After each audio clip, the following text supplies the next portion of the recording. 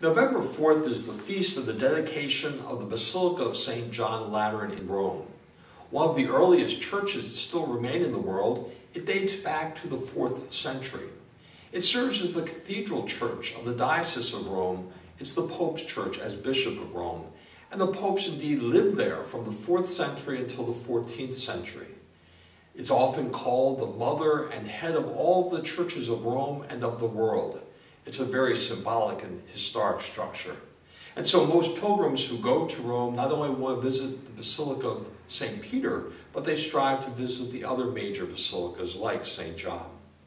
That church is also of particular interest to Franciscans because it was to that church that Francis and his first followers went, seeking the approval of their way of life from the Pope, who lived there at the Basilica. The Pope listened to their plea, we're told in tradition, and said he'd think about what they asked. And that night the Pope had a dream, and in the dream he saw Francis, this little poor man, holding up the walls of the great basilica. And with that, he gave a verbal approval to the way of life. In 1926, a statue was erected across the square from St. John's with Francis and the followers, and Francis is holding up those walls of the church. That image is not only a good one for Franciscans, but I think it invites all people of faith, all believers, to ask themselves a few questions as we celebrate the feast of this church, which is celebrated throughout the world. Ask ourselves, do we strive to support the church? Are we ready to raise our hands in defense of our church when it's under attack?